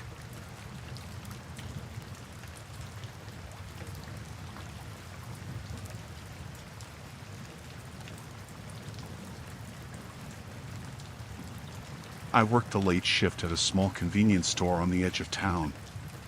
It's the kind of place that's open 24/7, but most of the customers at night are just people grabbing snacks or a quick drink. I'm used to the quiet. Sometimes it feels like I'm the only one awake in the world. But that night, something was different. It was around 2 a.m. when I first noticed him. He came in quietly, the bell over the door ringing softly as he stepped in. I was behind the counter, flipping through a magazine, barely paying attention.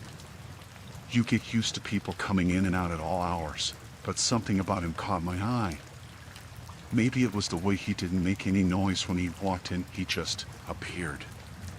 He was tall, probably in his late 30s or early 40s, dressed in a plain, faded hoodie and jeans. Nothing about him stood out except for the way he moved. Slow. Too slow. Like he was taking his time, not in a hurry to go anywhere. I didn't think much of it at first. People wander around in here all the time. But then, instead of heading for the aisles like usual, he just stopped. Right in the middle of the store, looking at nothing in particular. Not grabbing anything, not browsing. Just standing there. I went back to the magazine, trying to shake off the weird feeling creeping up on me. It's just a guy, right? Maybe he was waiting for someone. Or maybe he was just tired, needing a break. But then I started hearing the soft shuffle of his feet on the floor. I glanced up again, and he hadn't moved. He was still standing in the same spot, but now he was looking at me. His head was slightly tilted, just enough for me to see his eyes, but not enough to read his expression. It felt like he was staring right at me, like he was trying to figure me out. I shifted in my seat, uncomfortable, but tried to act normal.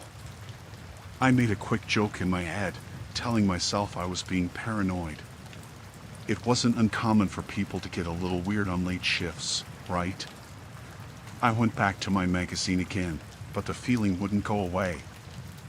I couldn't concentrate. Every time I glanced up, he was still there, just standing, watching. At some point, I stopped pretending I wasn't noticing him. He wasn't going to leave. He wasn't even making a move toward the shelves or the counter. I cleared my throat, figuring I should say something, just to break the tension. "Can I help you with something?" I asked, trying to keep my voice casual. He didn't answer right away. For a long, uncomfortable moment, he just stood there. Then, finally, he nodded, but didn't say a word. He didn't even move. The silence stretched on, and my stomach tightened. There was something off about this. Why was he still here? "Ah, you're just looking around, or..." I added, forcing a small smile, trying to keep the situation light. He didn't respond. He just kept looking at me, his eyes still locked on mine. It was like he was studying me, sizing me up. His gaze didn't flicker for even a second. I could feel my skin start to crawl, but I didn't want to make a big deal out of it. I kept glancing at the clock behind me, watching the seconds tick by, each one feeling heavier than the last. I tried to keep busy, pretending to tidy up a little. Maybe if I moved around, he'd get the hint and leave. But no! He didn't budge. He didn't even flinch when I dropped a can of soda on the counter by accident. I could feel him still watching, though. I could feel it in my bones. I finally just forced myself to look at him again, this time a little sharper, my patience running thin. "Hey, if you're not going to buy anything, you can't just stand there," I said, trying to keep it professional but failing to hide the edge in my voice. Still, no response. He didn't even seem to react to the tone. He just continued standing there, his eyes still on me, unreadable. I felt a chill run down my spine. This wasn't normal. Maybe it was the hour, maybe it was the isolation of the night shift, but something was very wrong. He was too still. Too quiet. And he didn't seem to care about anything except being there, right in front of me. I tried again. You need anything? I can help you find something. He finally moved, but only slightly. He shifted his weight, just enough to lean his head a little, still watching me. That was it. No words, no acknowledgement, just that slight movement. I was starting to feel trapped. The store felt smaller, the walls closing in. I reached for my phone under the counter, my hand shaking, but I hesitated. What was I supposed to say? There's a guy just standing in my store? I didn't even know what was happening, and calling the police for something like that seemed extreme. Still, the longer he stood there, the more anxious I got. I glanced at the door. It was too far away to run without him seeing me, and I wasn't about to make a scene. I felt stupid, but I couldn't bring myself to just ask him to leave outright. Something was holding me back, a feeling that if I said the wrong thing, things would escalate in a way I couldn't control. Finally, after what felt like an eternity, he broke the silence. You don't recognize me, do you? He asked, his voice low, almost a whisper. I froze. My heart pounded in my chest. I hadn't realized how much I'd been hoping he would leave until that moment. But now, I wasn't sure what he wanted or what he meant. No, I said, my voice barely audible. I don't think so. He stood there for a moment, silent again, before he nodded, like he expected that answer. I just wanted to see if you'd notice, he said, and then he turned and walked out of the store without another word. I stood there, completely still, trying to process what had just happened. I don't know why, but I didn't go outside to check or look around the parking lot. I stayed behind the counter, locked the doors, and sat there, staring at the empty store, too afraid to move. The door had closed with the usual soft chime, but I felt like I was still hearing the echo of his voice in my head. It didn't make sense. Who was he? Why had he said that? He never came back. I don't know if I ever saw him again, but after that night, I started leaving the store a few minutes earlier, just in case. I couldn't shake the feeling that he was still watching, somewhere in the shadows.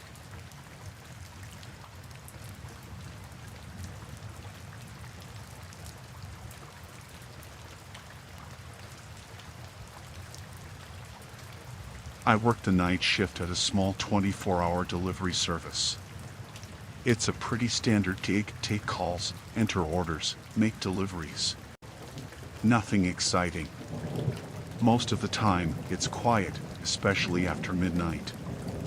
But a couple of weeks ago, something weird started happening, and it didn't stop until I had no choice but to tell someone. It started on Wednesday, around 2 a.m. I was sitting at the counter, my feet propped up, barely awake, trying to get through another shift. The store was quiet, not much to do. Then the phone rang, and I picked it up, as usual.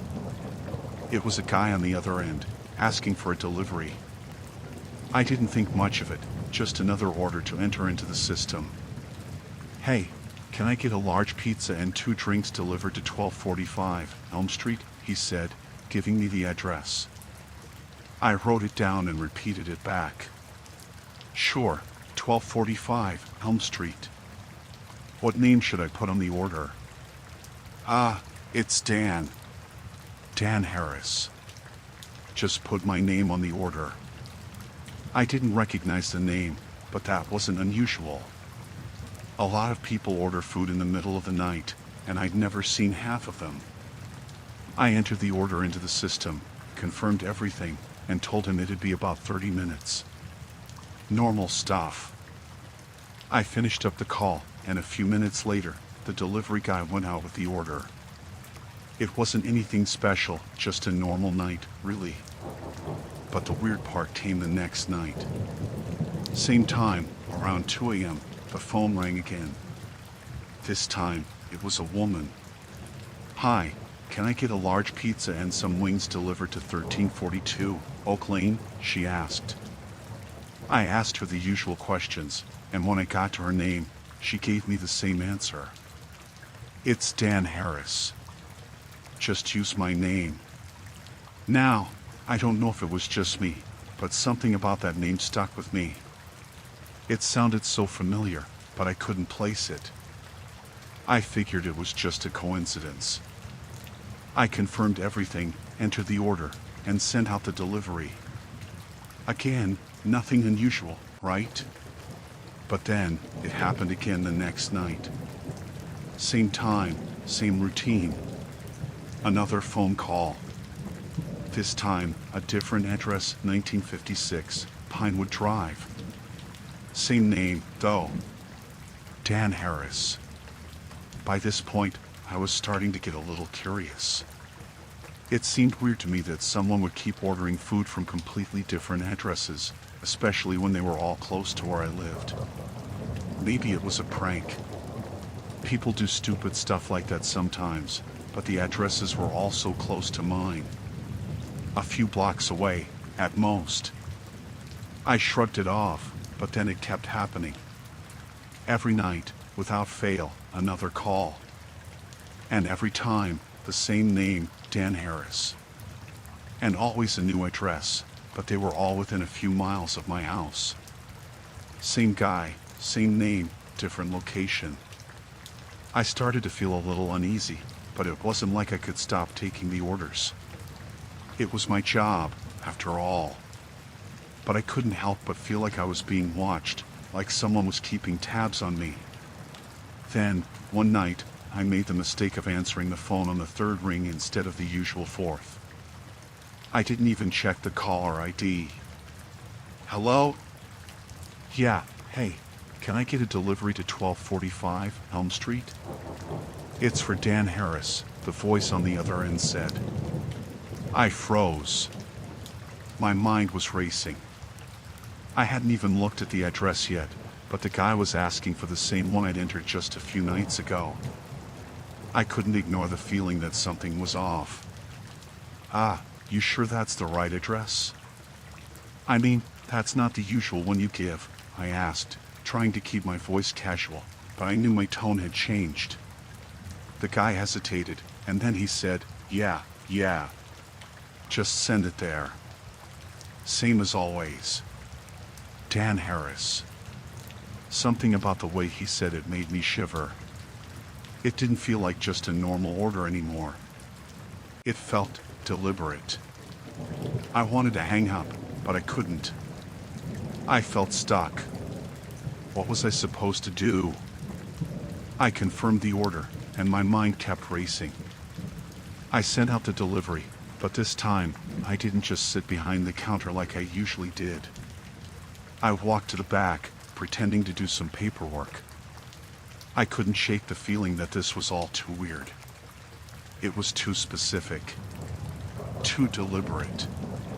But when the delivery guy came back, he had the same uneasy look on his face. "Weird night," he said, dropping his bag on the counter. "I don't know if you've noticed, but those places are all weirdly close to each other. Some of them even look like they're right next to each other." I hadn't said anything to him about it before, but hearing him say that made my stomach twist. He was right. All those addresses were too close. It wasn't normal. "Yeah," I said, trying to brush it off. People do weird stuff. Probably just some kind of prank or something. But deep down, I knew it wasn't just a prank. The more I thought about it, the more paranoid I got. The name, the addresses, something about it didn't sit right. The next night, the phone rang again. It was almost like I was expecting it. I braced myself. "Hey, can I get a large pizza to 1320 Willow Street?" "It's for Dan Harris," the voice said. Again, the same guy. Same name. But this time, the address was different. It wasn't even that far from the others, though.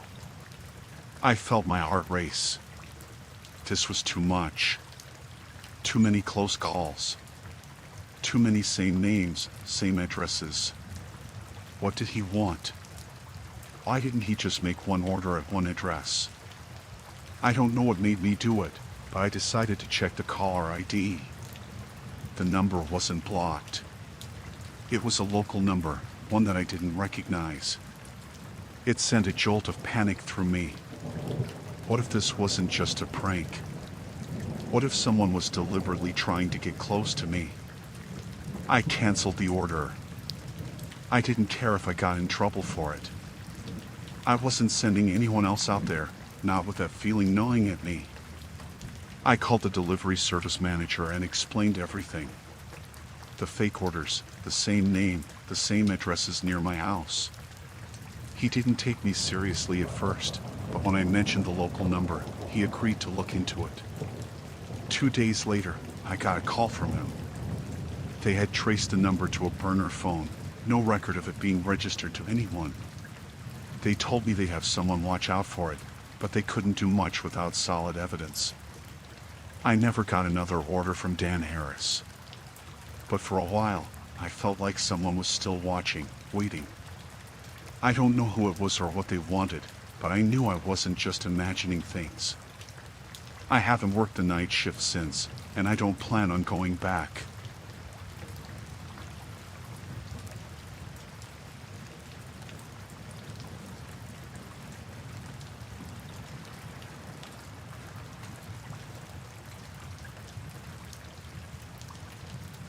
I worked at a small, local grocery store, pulling the night shift because I needed the extra hours. It was mostly uneventful. There was always a few late-night customers coming in for last-minute snacks, but it wasn't anything that couldn't be handled alone. The store was pretty quiet, aside from the hum of the fluorescent lights and the occasional beep of the scanner as I rang up whatever people bought. But there was one thing that started happening about a week ago that I couldn't shake. It was subtle at first, like a weird coincidence. The back door of the store is usually locked and alarmed at night. We have to make sure it's secure because the building's in a pretty sketchy area, and the store owners don't take any chances with security. The alarm goes off if the door gets opened or even touched, so there's no way someone can get in without us knowing. But one night, about a week ago, I started hearing something. It wasn't loud, but it was enough to make me raise an eyebrow. Around 2 a.m., right when the store was the quietest, I heard the distinct sound of the handle on the back door jiggling. I figured it was just the wind or maybe a delivery guy checking the wrong door, so I ignored it.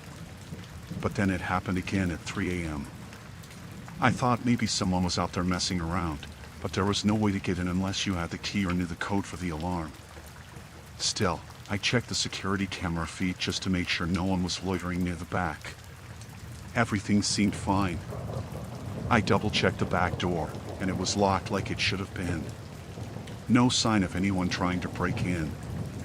I wasn't sure if I had just imagined the sound or if it was just some weird glitch in my brain from being half awake. The next night, it happened again. Same time, same noise. The handle jiggled, then stopped. It was as if someone was waiting for something. Maybe they were testing to see if the door was locked. It didn't make sense. I figured I was being paranoid. I decided to ignore it, but I couldn't stop thinking about it. I mentioned it to my coworker, Mike, the next time he came in for his shift. He laughed it off, said it was probably just some raccoon or something. The animals around here get crazy at night, he said, and I wasn't sure if he was serious or just trying to brush it off. Still, I couldn't get it out of my head. Each night, it was like clockwork. At 2 a.m., then 3 a.m., the handle would jiggle. I started staying close to the back, keeping an eye on the camera feed, waiting for something to happen, but nothing ever did. No one ever came through the door. The alarm never went off. The sound just kept repeating, almost like someone was testing the door, trying to find a way in. One night, I decided to check the door myself. I figured if I kept hearing it every hour, I might as well make sure it was still locked. I walked to the back, the sound of my footsteps echoing through the empty aisles. The door was exactly as it should have been, locked, no signs of forced entry. I checked the handle just to be sure, turned it. It didn't move. I even checked the alarm system. Everything seemed fine. Nothing was wrong. But that night, I heard it again. Right on schedule. The handle jiggled. I froze, my heart pounding. This time, it wasn't just a little rattle. It was a hard shake, like someone was trying to force it open. I grabbed a phone and dialed Mike, but it went straight to voicemail. I tried calling him twice more, but no answer. He was supposed to be on break, but he wasn't picking up, which only made my anxiety worse. I went back to the back door, keeping my eyes on the cameras. Nothing. The door was still locked, the alarm still set. I felt ridiculous, like I was just letting my mind run wild, but I couldn't shake the feeling that someone was messing with me. By the third night, I was on edge. I stayed closer to the back, practically glued to the security cameras. I was starting to feel like I was being watched, like someone knew exactly why I was looking away, why I was distracted. Around 2 a.m., I heard the handle again. But this time, it didn't stop. It kept shaking. The sound rattled in my head, too loud to ignore. I grabbed the flashlight from behind the counter and went back to the door.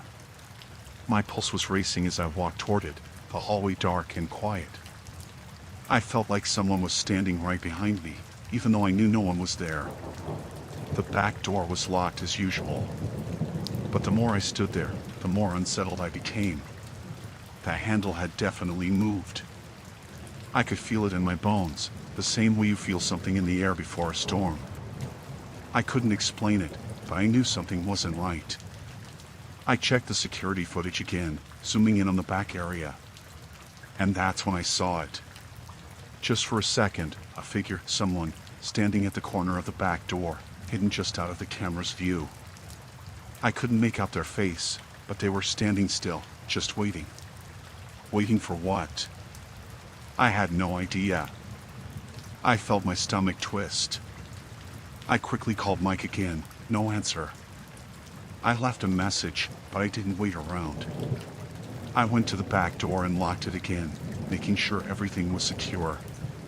But even though I knew I'd done everything right, I couldn't shake the feeling that something was wrong. Someone had been there. That night, the handle rattled like it never had before. It was as if someone was pulling on it, testing it over and over again. I stared at the camera feed, but there was nothing to see. No one visible. Just the door, quietly shaking. I stayed up for the rest of my shift, eyes glued to the screens, hands gripping the counter. By the time Mike finally showed up, I was exhausted. I didn't tell him about what happened, though. He'd just laugh it off like he always did. I didn't feel like hearing it. I was just glad my shift was over, that I was getting out of there. I haven't worked a night shift since. I never figured out what was going on with that back door, but I knew something was happening.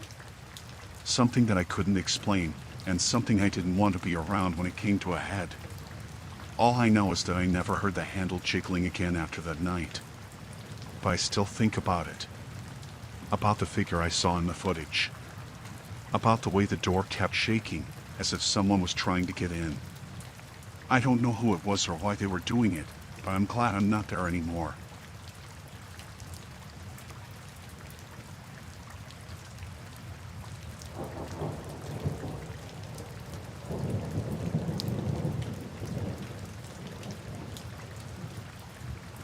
I've been working the night shift at this little convenience store for a few months. It's not glamorous, but it gets the bills paid.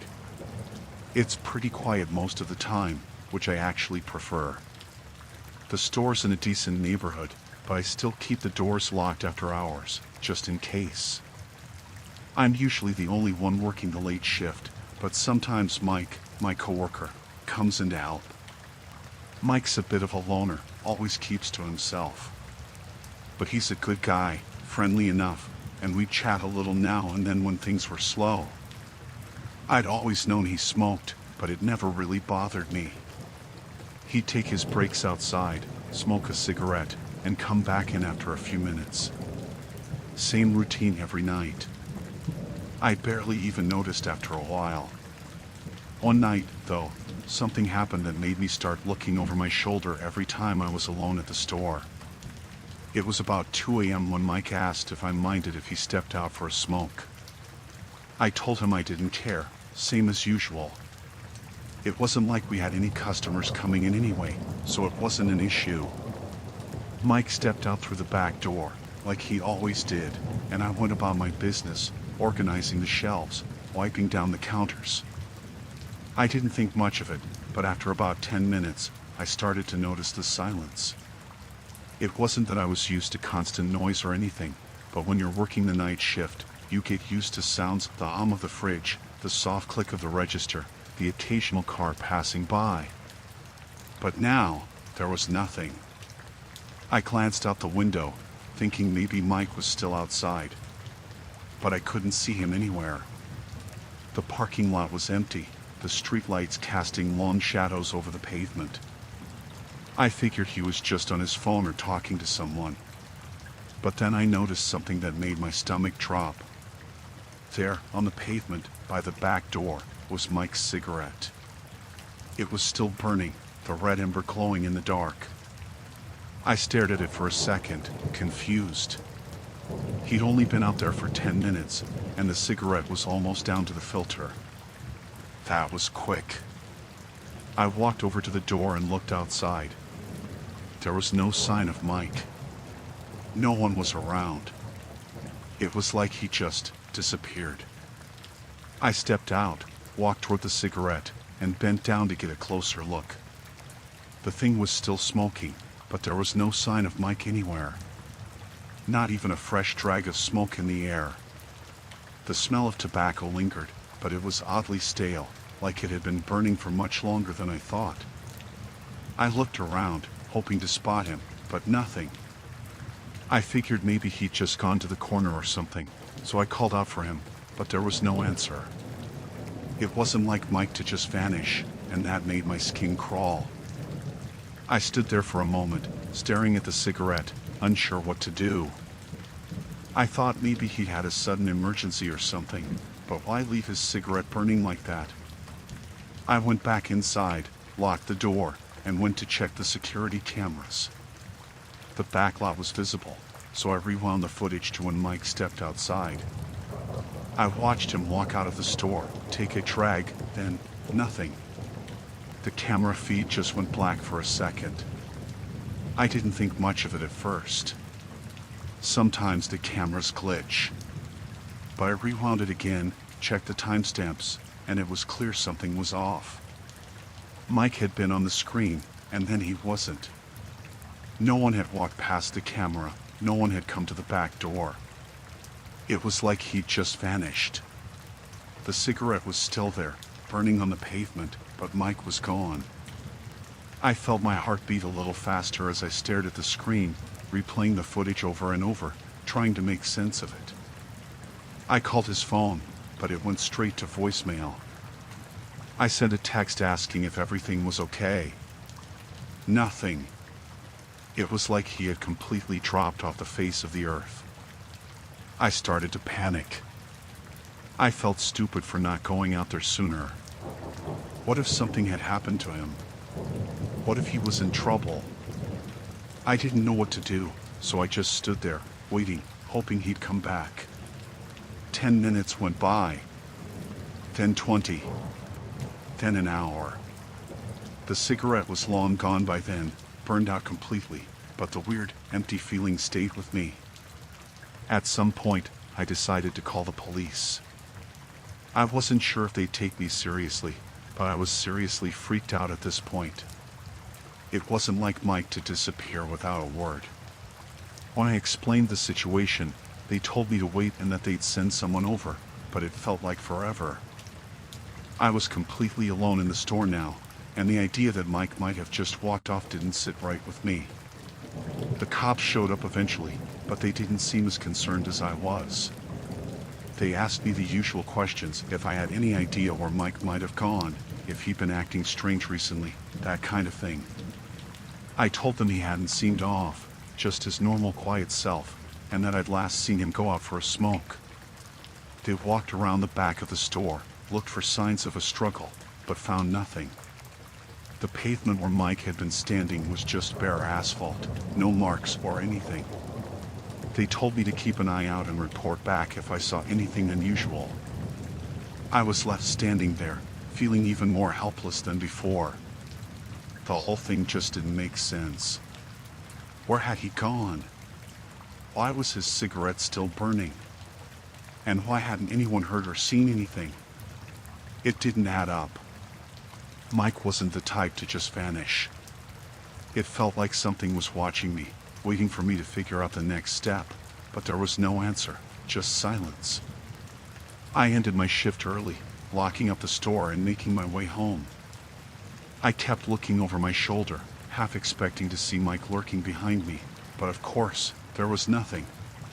Just the sound of my own footsteps echoing through the empty streets. To this day, I still don't know what happened to him. The police never found any trace of him, and I haven't heard from him since that night. I don't work the night shift anymore. And I sure as hell don't go near the back door of that store when it's dark out. Maybe Mike just decided to walk away for whatever reason, but something about that cigarette still burning on the pavement, and the way he just disappeared, doesn't sit right with me. I just keep thinking, what if he didn't leave on his own? What if he was forced to?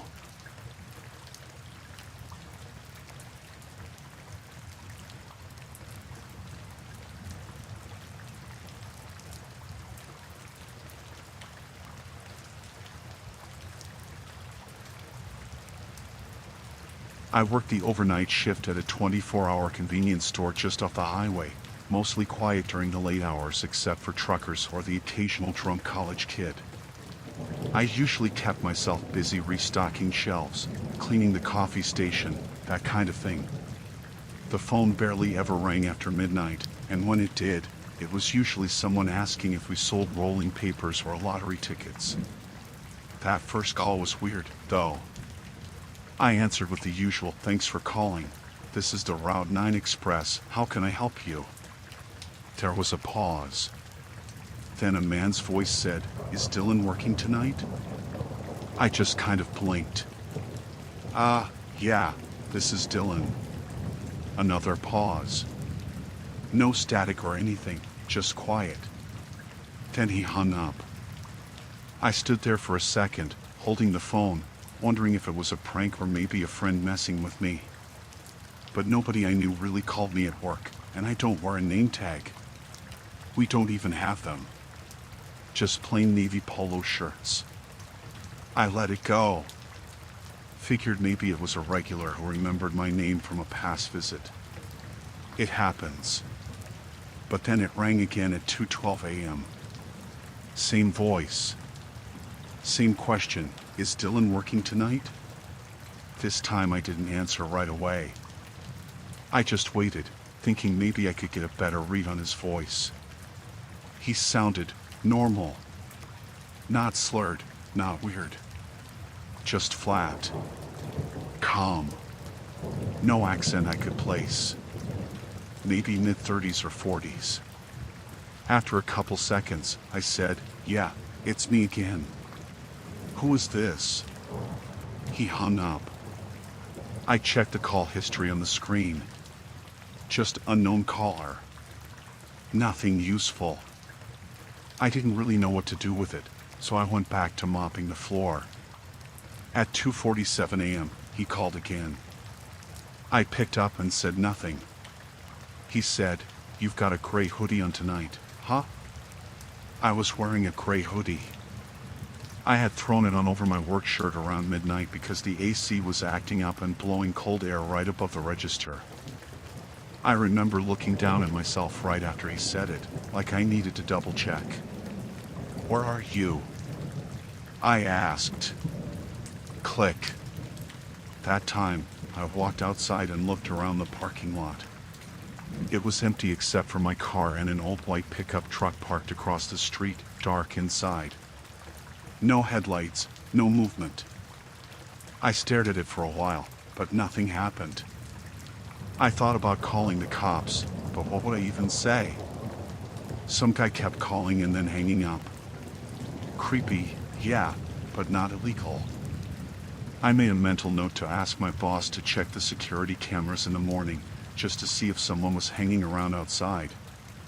At 3:19, the phone rang again. I picked up and kept my voice steady. "You've got 30 seconds to explain who you are, or I'm calling the cops." He didn't speak right away this time. I could hear something in the background, like a buzzing light fixture or maybe a fan. Then he said, "You didn't check the back door." I froze. I had done trash and cardboard runs earlier in the night, but I hadn't walked out back since around midnight. I always locked the back door after dumping the trash. Habit drilled into us after a couple break-ins months ago, but I hadn't checked it since. I didn't say anything. I just put the phone down and walked quickly but quietly toward the storage room, where the back door was. The hallway light was flickering motion sensor, and it clicked on as I passed under it. I stopped about 5 feet from the door. There was a shadow under the bottom edge. Just a faint sliver, like someone was standing right outside. Not moving. Just standing there. I couldn't see feet or anything, just a slight dark outline where the light from inside met the edge of the threshold. I backed up slow, keeping my eyes on the floor. The phone rang again. I didn't pick it up this time. I just walked back to the front counter and locked the main doors. I turned off the outside lights, which we usually kept on for customers, and shut off the interior ones except for the register area. I crouched behind the counter and dialed non-emergency police. Told them someone might be trying to get in, that they knew my name and clothes, and that I thought they were out back. The dispatcher said someone was already in the area and would swing by. While I was waiting, I watched the cameras. There were 4: front parking lot, back door, register area, and one pointed at the aisle between the drink coolers and chips. I flipped to the back door feed. The screen was black. Just black. Like the lens was covered. I blinked and tapped the monitor. Nothing changed. I switched it off and back on. Still nothing on the back camera, just darkness. The front lot was empty, but the white pickup truck was still parked across the street. Same spot. No lights, no movement. I couldn't tell if anyone was inside. The aisle cam was normal.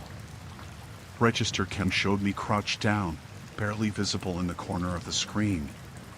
Then I saw the back door handle move. Not on the feed, like I said, that one was black. I heard it. Just a light rattle, like someone was testing it. It wasn't violent. Just a slow, almost polite check. Then it stopped. The whole store felt silent. No hum from the coolers. No buzz from the soda machine. Like everything just held its breath. I stayed behind the counter until I saw red and blue lights flash across the front windows. I stood up and unlocked the door for the officer. He was alone, younger guy, seemed pretty chill but alert. I explained everything about the calls, the gray hoodie comment, the back door, the broken camera. He asked if I had the number.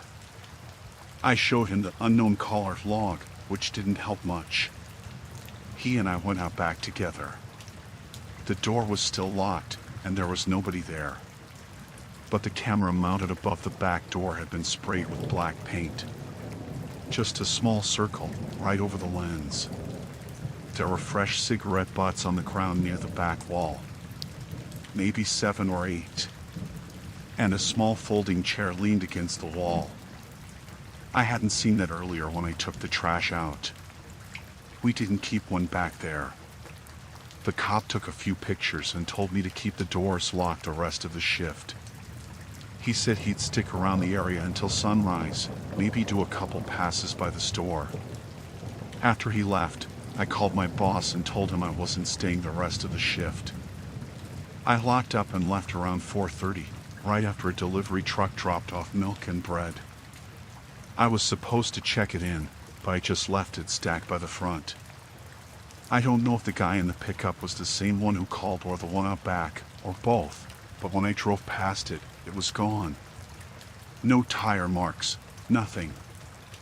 I worked a couple more night shifts after that, but I kept a bat behind the counter and left the outside lights off every time. The calls never came again. But sometimes, when I walked out back to take out the trash, I'd see a fresh cigarette butt by the wall. Just one. Still warm.